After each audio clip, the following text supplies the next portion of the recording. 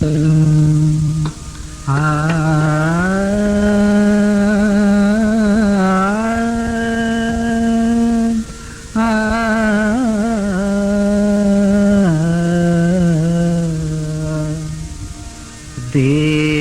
गुरु का करत है पूजन, देव गुरु का करत है पूजन, भाव हृदय से भाव भक्ति से देव गुरु का करत है पूजन। तन मन धन सब अर्पण के, तन मन धन सब अर्पण के, करत विधि से भाव भक्ति से देव गुरु का करत है पूजन। भाव हृदय से भाव भक्ति से देव गुरु का करत है पूजन।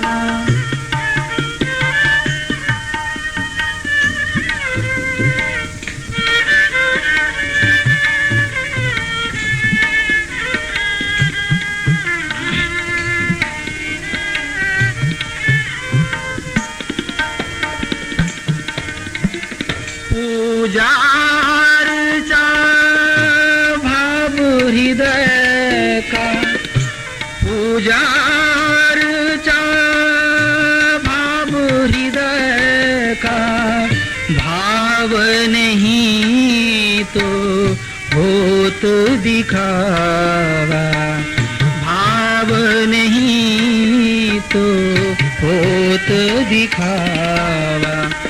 भाव ही जोड़े चरण हरि से, भाव ही जोड़े चरण हरि से, पूजा अर्चा भाव भक्ति से देव गुरु का करत है पूजन। भाव भक्ति से भाव भक्ति से देव गुरु का करत है पूजन।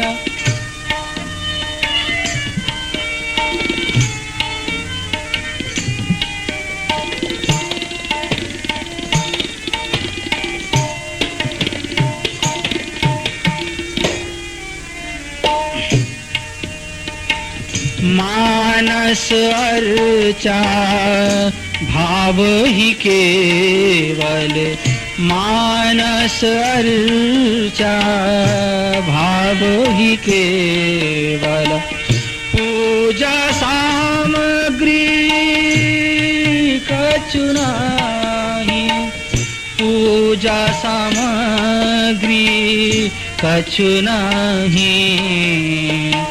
देव भी अंतर हृदय माही, देव भी अंतर हृदय माही।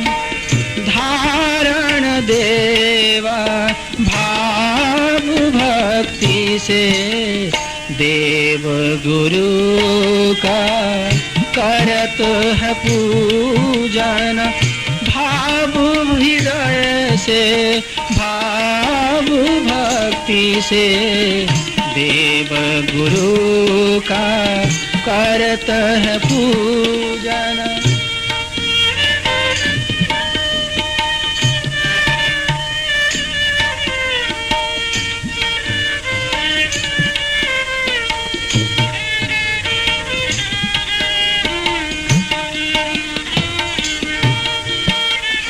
अर्चा जब है होत स्वाभाविक, अर्चा जब है होत स्वाभाविक, उठत बैठत होत है पूजा, उठत बैठत होत है पूजा, लगा रहे मन पूजा में ही, लगा रहे मन पूजा में ही, सिमरन पूजा भाव भक्ति से, देव गुरु का करत है पूजन, भाव हृदय से, भाव भक्ति से, देव गुरु का करत है पूजन।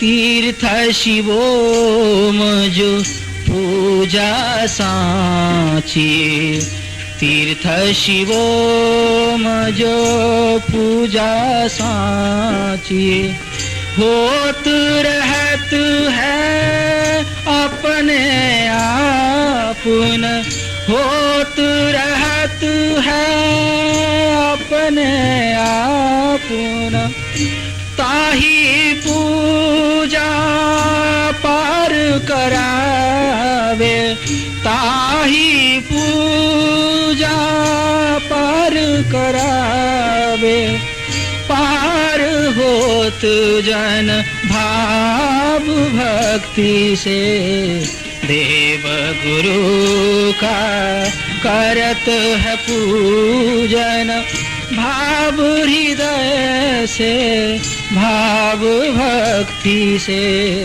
तन मन धन सब अर्पण वाके, करत विधि से, भाव भक्ति से, देव गुरु का करत है पूजन, करत है पूजन, करत है पूजन।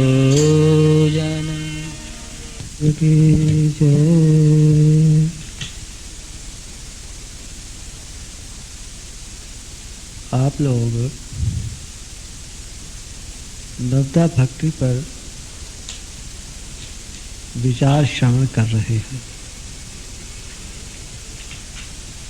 आज का विषय है अर्चन। अर्चना का अर्थ है पूजा। आप मंदिर में जाते हैं, पुष्प चढ़ाते हैं, चंदन लगाते हैं, प्रणाम करते हैं, ये सब पूजा है। तो अगला जो स्तर है नवदा भक्ति का, वो है अर्चन। पूजा के 3 स्तर आगे और होते हैं। पहले मैं वो 3 स्तर बतलाता हूँ और फिर इस भजन के अंदर वो तीनों स्तरों का वर्णन किया गया है और उन स्तरों की व्याख्या तो फिर भजन के अंदर हो ही जाएगी।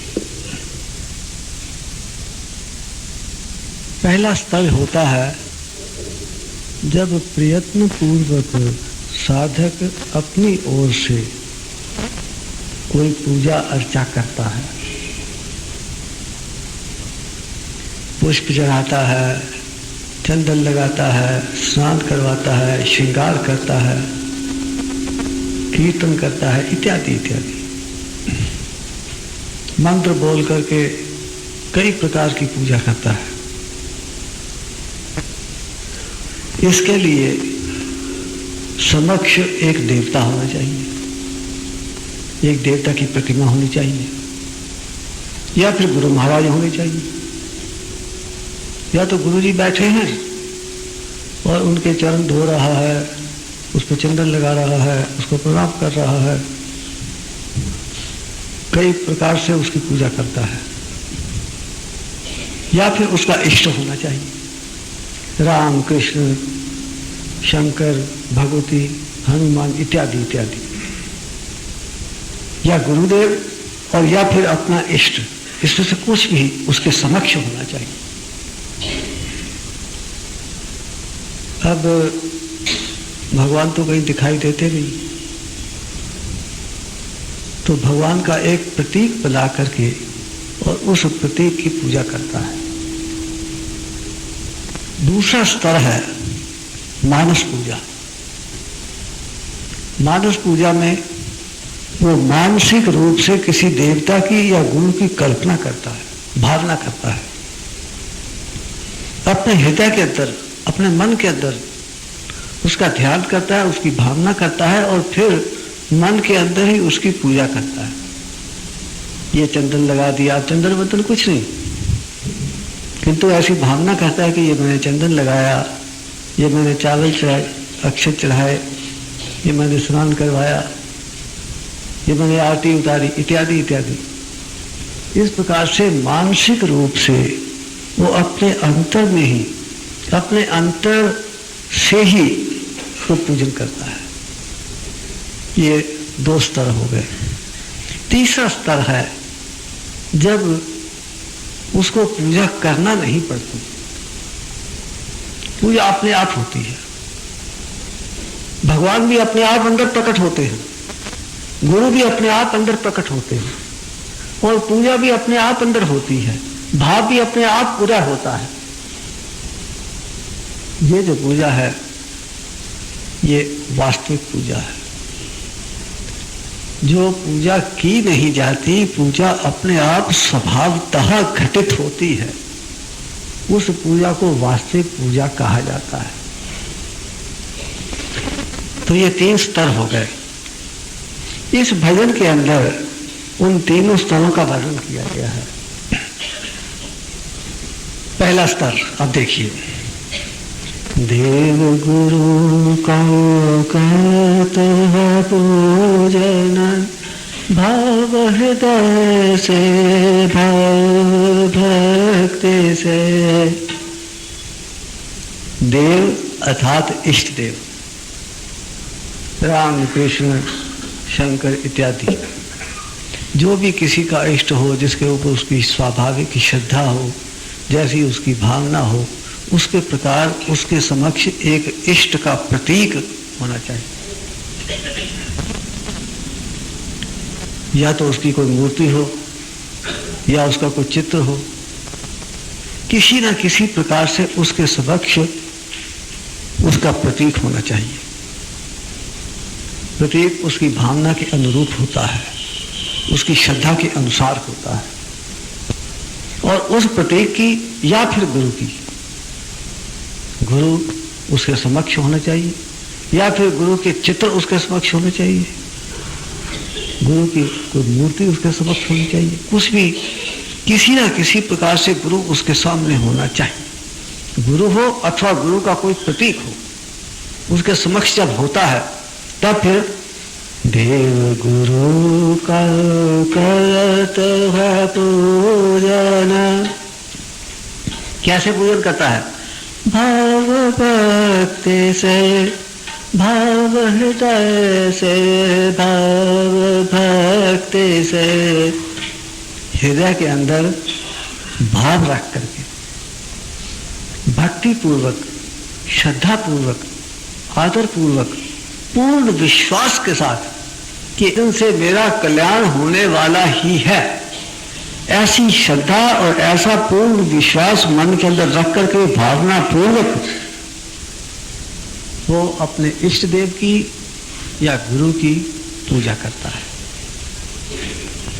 तन मन धन सब के, तन मन और धन,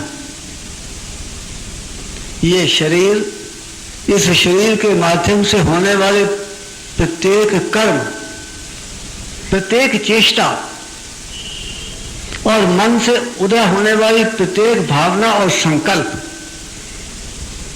और धन, जो कुछ भी उसके पास संपत्ति है, वो सारे साधन, सारी संपत्ति वो अपने देवता या गुरु के चरणों में अर्पण कर देता है। इसका अर्थ ये नहीं कि भक्त के पास कुछ रहता ही नहीं। आप लोग कहीं डर नहीं जाए कि सबको तो गुरु छीन के लिए जा रहे हैं, हमारे पास क्या रहेगा, खाने के लिए भी नहीं रहेगा। क्यों, तन मन धन तो सब अर्पण कर दिया, तो फिर हम पेट कहाँ से पालेंगे और बच्चे कहाँ से पालेंगे। इसमें कोई डरने की बात नहीं है। केवल धन को अर्पण करने की भावना करना है। ये मेरा धन मेरे पास जो है, ये वास्तव में मेरा धन नहीं है। ये धन या तो भगवान का है या गुरु का है। मेरे पास जो तन दिया है, शरीर दिया है, इंद्रियां दी है, इंद्रियों में शक्ति दी है, ये सब मेरी नहीं, ये सब मेरे गुरु की दी हुई है या मेरे भगवान की दी हुई है। और मेरा जो मन है, और मन का प्रत्येक संकल्प और भावना है, प्रत्येक विचार है, वो सब मैं अपना नहीं मान सकता। ये सब संकल्प और भावनाएं केवल मात्र गुरु की है, केवल मात्र मेरे भगवान की है। ऐसी भावना हृदय के अंदर रखनी है। रहेगा आपके पास ही, कोई गुरु आपसे छीन करके नहीं ले जाएगा, किंतु आपको ऐसी भावना रखती है कि ये जो कुछ भी है ये सब गुरु का है। ये सब आसक्ति को समाप्त करने के लिए होता है। जो धन के अंदर आपकी आसक्ति है, यदि वो धन हमारा है ही नहीं, हमारे गुरु का है, हमारे पास केवल पास है, केवल उपयोग के लिए है, केवल गुरु का काम करने के लिए है। आपका जो अपने घर का काम है, परिवार का काम है और कोई सामाजिक उत्तरदायित्व है, वो सब गुरु का कार्य समझ करके गुरु का दिया हुआ धन, गुरु के कर्तव्यों के प्रति उनका सदुपयोग करना आपका कर्तव्य है। धन आपके पास ही रहेगा, आपका परिवार भूखा नहीं मरेगा, किंतु भावना ऐसी रखनी है कि ये धन मेरा नहीं, मेरे गुरु का है या मेरे भगवान का है। ये शरीर भी भगवान का दिया हुआ है, गुरु का दिया हुआ है, और गुरु के कार्य में ही इस शरीर का उपयोग होना चाहिए। मन के अंदर जो भी संकल्प पूरा होते हैं वो सब गुरु कार्य को पूर्ण करने के निमित्त ही उदय होने चाहिए। गुरु के प्रति भावना ही उदय होनी चाहिए, गुरु के प्रति श्रद्धा उदय होनी चाहिए। इस प्रकार से तन, मन और धन, ये तीनों को पूर्ण रूपेण गुरु के या इष्ट देव के अर्पण कर देता है। ऐसी भावना अपने मन के अंदर रखता है। देव गुरु का करत है पूजन, भाव हृदय से, भाव भक्ति से, तन मन धन सब अर्पण के, करत विधि से, भाव भक्ति से, विधि विधान सहित श्रद्धा और आदर और विश्वास पूर्वक सब कुछ अपने भगवान के या गुरु के अर्पण, मानसिक रूप से, भावनात्मक रूप से सब कुछ उसके अर्पण करके और उनका पूजन करता है। ये जो पूजन है, इसमें भक्त या शिष्य की का प्रयत्न होता है, पुरुषार्थ होता है। जब तक अहम है और जब तक आपके अंदर कर्तापन की भावना है, कर्तृत्वाभिमान है, तब तक आप जो भी कर्म करोगे, चाहे वो जगत का कोई कर्म हो या कोई पूजा पाठ इत्यादि आध्यात्मिक कर्म हो, वो सब कर्म अहंकार युक्त ही होंगे, कर्तृत्वाभिमान युक्त होंगे, यत्न पूर्वक होंगे। प्रयत्न के बिना आप कोई कर्म नहीं कर सकते। तो जब आप प्रयत्न पूर्वक बाह्य जगत के अंदर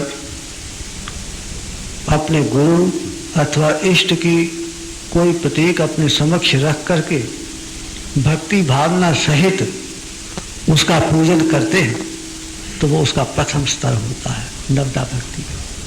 नवदा भक्ति के अंदर अर्चना का वो प्रथम स्तर होता है। उसके बाद आती है मानसिक पूजा।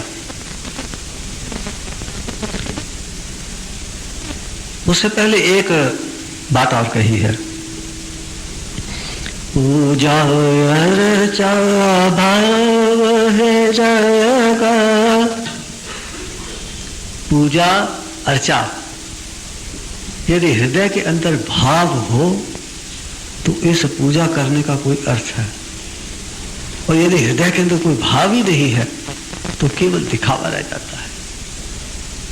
एक फॉर्मेलिटी पूरी करते हैं ना, जैसे मशीन चलती है, मशीन के बिना किसी भाव के चलती है, वो बिजली उसको चलाती है और वो मशीन घूमती रहती है, मशीन चलती रहती है, मशीन प्रोडक्शन करती रहती है, किंतु उसके अंदर कोई भाव नहीं होता। इस प्रकार टेप रिकॉर्डर बजता रहता है, प्रवचन करता रहता है, आप सुनते रहते हैं, उसके ऊपर कोई भाव नहीं होता। जो उसके अंदर आपने प्रवचन टेप किया हुआ है, यदि उस प्रवचन के अंदर कुछ भाव है तो उस वाणी के अंदर भी कुछ भाव आ सकता है, अन्यथा टेप रिकॉर्डर की आवाज केवल मशीन की आवाज है, वो भाव के बिना आवाज है। तो जिस पूजा के अंदर भाव नहीं होता, चाहे वो पूजा प्रयत्न पूर्वक ही क्यों ना हो, किंतु यदि उसके अंदर किसी प्रकार का कोई भाव नहीं है तो वो पूजा केवल मात्र दिखावा हो जाती है। या फिर यदि आपके हृदय में भगवान के प्रति प्रेम नहीं है, भगवान से आप किसी कामना की पूर्ति करवाना चाहते हैं, कोई जगत की कामना आपके अंदर है, कुछ प्राप्त करना चाहते हैं, कुछ धन प्राप्त करना चाहते हैं, कोई नौकरी प्राप्त करना चाहते हैं, कोई अपनी कठिनाई दूर करना चाहते हैं, ऐसी भावना मन के अंदर रख करके आप भगवान की पूजा अर्चा करते हैं, तो भगवान के प्रति किसी प्रकार का प्रेम या भाव आपके हृदय के अंदर हो, ऐसी कोई संभावना ही नहीं, क्योंकि आपके सामने आपकी कामना है, भगवान नहीं है। भगवान तो केवल मात्र उस कामना पूर्ति का माध्यम है, अन्यथा आपके सामने भगवान नहीं है। आपके समक्ष आपकी कामना है और उस कामना की पूर्ति कैसे हो, यह विचार आपके अंदर है। उस पूजा को हम नवदा भक्ति के अंदर नहीं ले सकते। नवदा भक्ति के अंदर तो वही पूजा होगी जिस पूजा के अंदर आपके हृदय में भगवान के प्रति प्रेम का भाव होगा, भगवान के प्रति विरह होगा, वियोग की तड़प होगी, भगवान की प्राप्ति की कामना आपके अंदर होगी, जगत की कामना नहीं, भगवत प्राप्ति की कामना, भगवत प्राप्ति की इच्छा, जिज्ञासा आपके चित्त के अंदर यदि होगी, तभी आपके हृदय में भाव होगा, तभी भगवान के प्रति प्रेम होगा और तभी उस पूजा का कोई अर्थ भी होगा। पूजा अर्चा भाव हृदय का, वास्तव में हृदय का भाव ही पूजा है। यदि ये कहा जाए कि हृदय का भाव ही वास्तविक पूजा है, जिसके हृदय के अंदर भाव है उसको पूजा अर्चा की कोई आवश्यकता ही नहीं, क्योंकि उसके हृदय का भाव ही वास्तविक पूजा है। पूजा अर्चा भाव हृदय का, भाव नहीं पूजा अर्चा, पूजा अर्चा भाव हृदय का, भाव नहीं तो मत दिखावा। यदि भाव नहीं है तो केवल मात्र दिखावा रह जाता है। भाव ही जोड़े चरण हरि से, हरि भगवान के चरणों से आपके मन को जोड़ने वाला आपके मन का भाव है। यदि भाव की कड़ी बीच में से टूट जाए तो आपका मन भगवान के चरणों में कभी भी जुड़ नहीं सकता।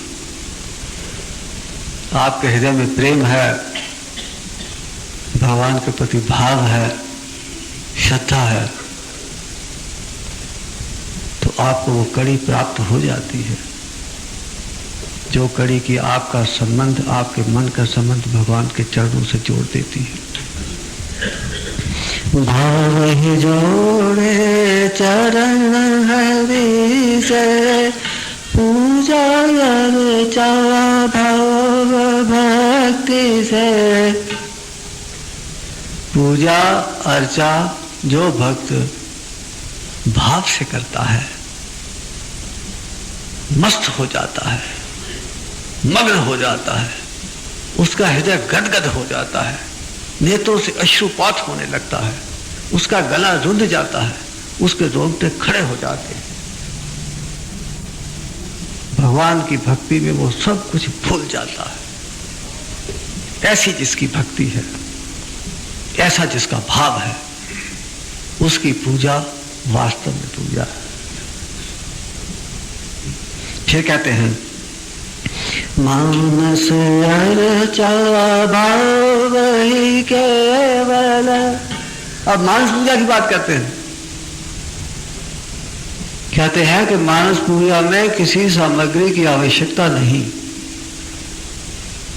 ना तो कोई जल चाहिए, ना कोई चंदन चाहिए, कोई कंकु की आवश्यकता नहीं, कोई चावलों की आवश्यकता नहीं, कोई आवश्यकता ही नहीं, केवल हृदय का भाव। हृदय का भाव सारी सामग्री की पूर्ति कर देता है। उसमें किसी भी प्रकार की बाह्य उपकरणों की आवश्यकता पड़ती ही नहीं। मानस पूजा भाव ही केवल, पूजा सामग्री कुछ नहीं। पूजा की सामग्री कुछ नहीं चाहिए। आपके पास आसन नहीं हो तो भी चलेगा, आपके सामने भगवान की प्रतिमा नहीं हो तो भी चलेगा, आपके पास कोई माला नहीं हो, कोई पोथी नहीं हो, कोई घंटी घड़ियाल नहीं हो, कुछ भी नहीं हो, आपका मन आपके पास होना चाहिए। जिस मन के अंदर बैठ करके आप पूजा कर सको, वो मन आपके पास होना चाहिए और उस मन के अंदर भाव होना चाहिए। यदि आपके पास मन है और मन के अंदर भाव है तो मानस पूजा हो सकती है। मानस अर्चा भाव ही केवल, पूजा सामग्री कुछ नहीं। देव भी अंतर हृदय माही। जो भगवान आप अपने सामने, उसका प्रतीक अपने सामने रखते हैं, वो भगवान भी आपके अंदर ही होता है। आपके हृदय का भाव भी आपके अंदर होता है और उस भाव से आप अपने अंदर के भगवान की पूजा करते हैं। किससे? भाव से। केवल भाव से भगवान की आंतरिक मानसिक पूजा होती है। ये पूजा थोड़ी उच्च स्तर की गिनी जाती है। जितना ये भौतिक जगत की सामग्री कम होती जाएगी और जितना हृदय का भाव अधिक बढ़ता जाएगा, उतना साधना उपासना का स्तर ऊंचा होता है। यदि आपको बहुत अधिक आवश्यकता है कि जैसे कोई आपने बड़ा उत्सव करना है तो आपको बहुत सामग्री चाहिए, बड़ी मिठाइयां बन रही हैं, पकवान बन रहे हैं, लंबी चौड़ी पूजा हो रही है, बड़ी सजावट हो रही है। मानस पूजा में कोई सजावट की आवश्यकता नहीं, कोई मिठाई पकवान की आवश्यकता नहीं। यहां तक कि भगवान भी आपके सामने नहीं हो तो भी चलेगा। तो मानस पूजा हृदय के अंदर होती है, मन के अंदर होती है। मानस पूजा के अंदर किसी प्रकार का कोई प्रयत्न नहीं होता। मानस पूजा के अंदर अहम तो होता है, आपका प्रयत्न किसी सीमा तक होता है, किंतु प्रयत्न आपका सूक्ष्म हो जाता है और वो सूक्ष्म प्रयत्न जब आपके भाव के साथ मिल जाता है और आपका भाव अंतर्मुखी होता है, तो फिर ये सारी क्रिया बड़ी सहज रीति से अपने अंतर में ही घटित होती चली जाती है। देव भी अंतर हृदय माहि। यहां पर एक बात है, जो देव या जो इष्ट देव आपके अंतर में विराजमान होते हैं, उनकी आपको भावना अवश्य करनी पड़ती है, क्योंकि आपकी शक्ति अभी जागृत नहीं हुई। शक्ति जागृत होकर के किसी न किसी रूप में शक्ति की क्रिया आपके अभिमुख नहीं है। अभी आपका अपना प्रयत्न है, आपको भावना करनी पड़ती है, आपको मानसिक पूजा करनी पड़ती है। इसमें आपका कर्तृत्वाभिमान किसी न किसी सीमा तक विद्यमान रहता है। किंतु भौतिक सामग्री कम से कम, क्योंकि मन भी भौतिक है, आपका भाव ये भी किसी सीमा तक भौतिक ही है, किंतु भौतिक सामग्री अत्यंत कम हो जाने के कारण इस पूजा अर्चा का स्तर बहुत अत्यंत सूक्ष्म हो जाता है। तो जो देवता आपके शरीर के अंदर या आपके मन के अंदर या आपके हृदय के अंदर होते हैं, आपको उसकी भावना करनी पड़ती है, कल्पना करनी पड़ती है। जैसे कि आप भगवान राम के उपासक हैं, तो राम जी का आपको ध्यान करना पड़ता है। ध्यान करके अपने हृदय के अंदर राम जी की छवि को स्थापित करने के लिए प्रयत्न करना पड़ता है। जब राम जी की छवि आपके हृदय के अंदर प्रकाशित हो उठती है, आपकी भावना के फलस्वरूप जब राम जी की छवि आपके हृदय के अंदर प्रकट हो जाती है, तो आपका मानस पूजन आरंभ हो जाता है। मानस पूजन यदि आपके अंदर देवता प्रकट नहीं हो तो भी मानस पूजन हो सकता है। मानस पूजन होता ही है, क्योंकि वो जो पूजा की विधि है वो काल्पनिक ईश्वर को, काल्पनिक देवता को, काल्पनिक गुरु को अपने सामने रख करके और हम उसकी मानसिक पूजा करते चले जा रहे हैं। उसकी छवि हमारे हृदय के अंदर प्रकट नहीं है, किंतु हम मानसिक रूप में उसकी कल्पना करके और उसकी पूजा कर रहे हैं।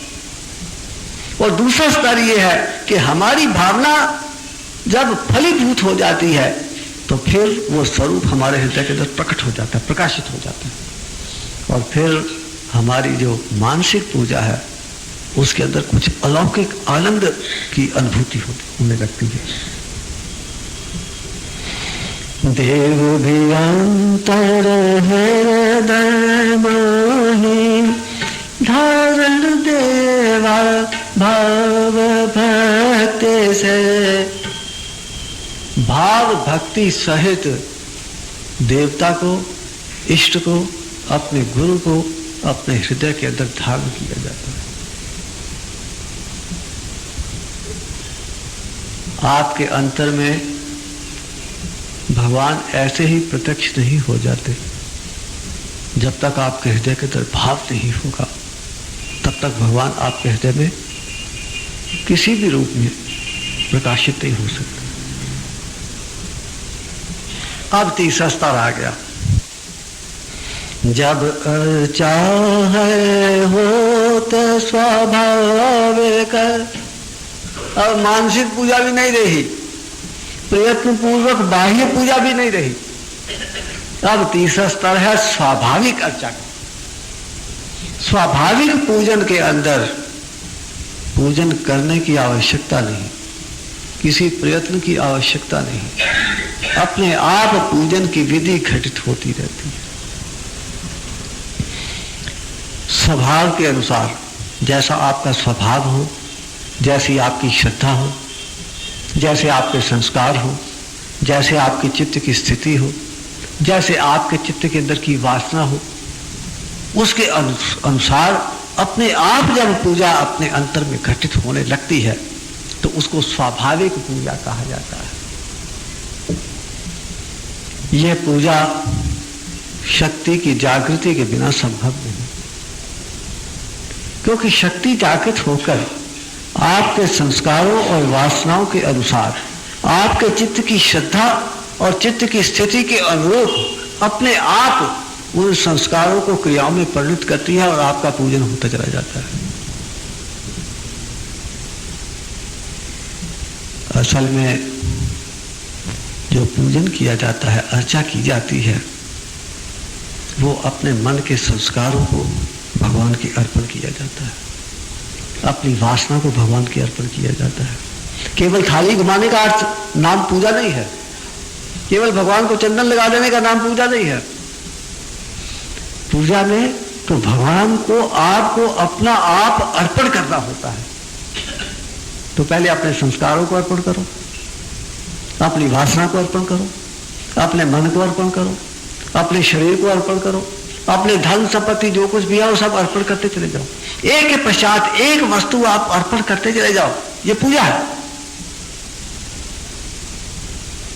भगवान को हम जब थाली लेकर के पूजा की आरती लेकर के और घुमाते हैं थाली,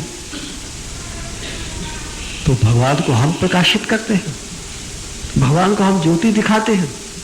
जो कि स्वयं ज्योति स्वरूप है उसको हम क्या ज्योति दिखाएंगे? जो स्वयं प्रकाशित है उसको हम क्या प्रकाशित करेंगे? तो वास्तविक पूजा तभी होती है जब हम अपने मन को, अपनी इंद्रियों को, अपने शरीर को, अपनी वासना को, अपने संस्कारों को, अपने पास जो कुछ भी है धीरे धीरे करके भगवान के चरणों में अर्पित करते चले जाना। ये वास्तविक पूजा और अर्चा का भाव होता है। जब हम अपने संस्कारों को उस भगवान के अर्पण कर देते हैं तो भगवान उन संस्कारों को फिर उभारते हैं, उभार करके उनको क्रियाओं में परिणत करते हैं और क्रियाओं में परिणत करके उनको क्षीण करते हैं, तो हमारी पूजा हो रही। यही तो पूजा है, अपने संस्कारों को क्षीण करना और भगवान के चरणों में अर्पित करते चले जाना। और ये पूजा का जो वास्तविक अर्थ है वो तो कोई प्राप्त करता नहीं, वास्तविक अर्थ को कोई समझता भी नहीं। भगवान की पूजा करते हैं, संस्कारों को अपने पास रख लेते हैं, अपने धन को अपने पास रख लेते हैं, अपनी आसक्ति को भी अपने पास रखते हैं, अपने अहम को भी अपने पास रखते हैं, कोई त्यागना नहीं। भगवान के चरणों में कुछ किंचित मात्र भी अर्पण नहीं। और यदि कहीं भगवान के सामने कोई 1-8 रुपया हमने अर्पण कर भी दिया तो उसके साथ फिर इतनी लंबी कामनाओं की लिस्ट हम पेश कर देते हैं भगवान के सामने कि भगवान मेरी ये कामना पूरी करना, मैंने तुमको 1 रुपया दिया है, मैंने तुमको दिया है। भगवान का धन मेरे पास है, मैं तो केवल मात्र उसका ट्रस्टी हूं और भगवान ने मुझ पर विश्वास करके धन मेरे पास दिया है, संपत्ति दी है, परिवार दिया है, शरीर दिया है, इंद्रियां दी हैं, शक्ति दी है, मन दिया है, समय दिया है। ये सब कुछ भगवान ने क्यों दिया है? भगवान ने अपनी सेवा के लिए, अपने कर्तव्य पूरे करवाने के लिए मुझको ये दिया है।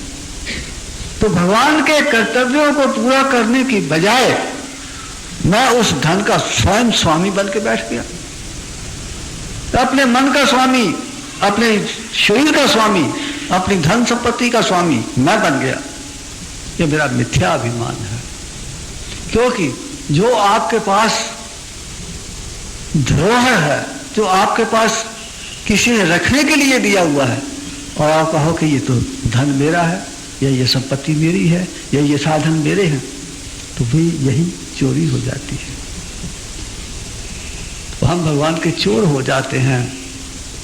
हम आरती करते हुए भी आरती नहीं करते, हम आरती करते हुए भी आर्त भाव में नहीं आते, हम जगत के विषयों से दुखी नहीं होते, जगत के विषयों में हमारी आसक्ति वैसी की वैसी ही बनी रहती है, चाहे हम आरती की थाली कितनी भी घुमाते रहें, किंतु आर्त भाव हमारे मन के अंदर कभी उदय नहीं होता।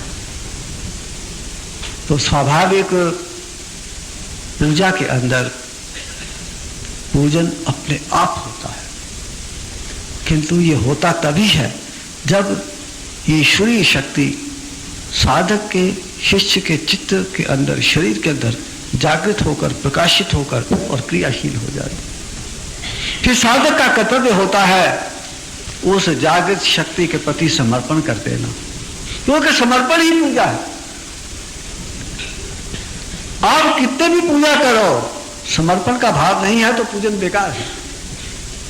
उस पूजन का कोई अर्थ नहीं जिसके पीछे समर्पण का भाव नहीं।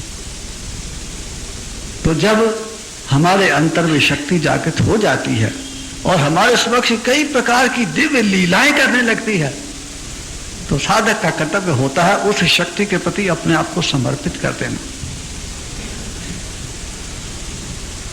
क्योंकि जब तक हम समर्पण नहीं करेंगे तब तक उन क्रियाओं के अंदर भी हमारा अभिमान बना रहेगा। वो क्रियाएं हम नहीं करते, वो क्रियाएं ईश्वरीय शक्ति की क्रियाएं हैं।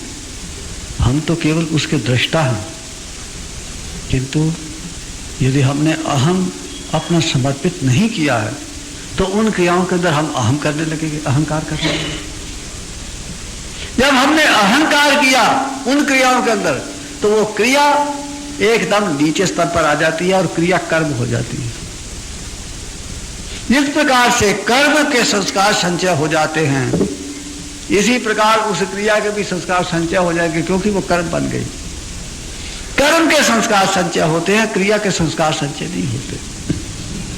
तो जब हमारे चित्त के अंदर समर्पण का भाव नहीं होता तो अहम भाव होता है, और अहम भाव होता है तो क्रियाओं के अंदर भी हमारा अहंकार होता है, और अहंकार होने से क्रिया कर्म हो जाती है और कर्म के संस्कार संचय हो जाते हैं। इस दृष्टि से यदि आप विचार करो तो जब ईश्वरीय शक्ति जागृत होती है तो उसकी क्रियाशीलता को समर्पण भाव से, दृष्टा भाव से युक्त होकर के उनको देखते रहना, किसी प्रकार का हस्तक्षेप नहीं करना, यही अर्चा है, यही पूजा है।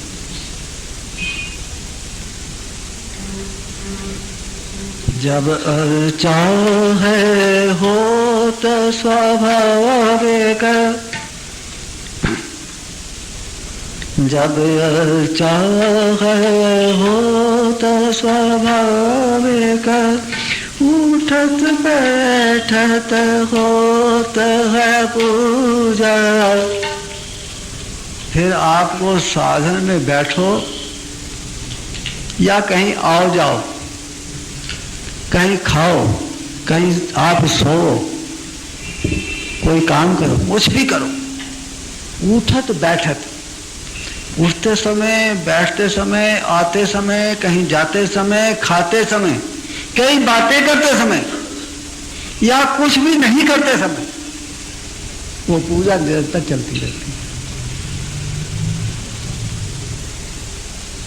आप जो पूजा करते हो, चाहे वो बाह्य पूजा हो, चाहे वो मानसिक पूजा हो, जिसमें आपका प्रयत्न है, वो जब आप पूजा करते हो तभी पूजा होती है, और जब आप पूजा नहीं करते हो तो पूजा बंद हो जाती है।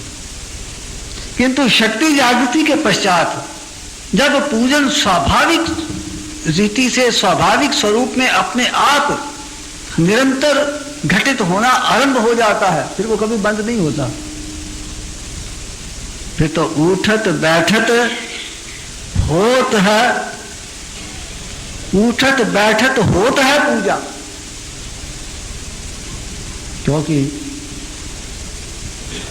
ईश्वरीय शक्ति नित्य है। और ईश्वरीय शक्ति जब जागृत हो जाती है तो जागृत होने के पश्चात वो जब तक आपके चित्त के अंदर संचित सभी संस्कारों को समाप्त नहीं कर देती तब तक वो आराम से नहीं बैठती। वो बात अलग है कि किसी समय आप उसकी क्रियाशीलता की ओर लक्ष्य देते हो और कभी नहीं देते। यदि आप लक्ष्य नहीं देते तो क्रिया होते हुए भी आपको अनुभव नहीं होता, और यदि आपका लक्ष्य उधर बना रहता है तो फिर वो क्रिया निरंतर चलती ही रहती है। इसी को कहा कि आपका गुरु या आपका प्रियतम यदि आपके सामने आ जाए तो ऐसा है कि वो छोड़ करके आपको कहीं जाता ही नहीं, सोते जागते, उठते बैठते, चलते खाते, हर समय आपके साथ रहता है। एक क्षण मात्र के लिए भी आपको छोड़ करके कहीं जाता ही नहीं। वो बात अलग है कि कभी आप उसकी उपस्थिति को अनुभव करो, कभी नहीं करो। कभी आपका लक्ष्य उधर जाए, कभी नहीं जाए। यदि आपका लक्ष्य उधर जाएगा तो आपको वही उसको बैठा हुआ पाओगे, और यदि आपका लक्ष्य ही नहीं है तो वो आपके सामने बैठा हुआ भी आपको दिखाई नहीं देगा। तो पूजा तो आपके अंदर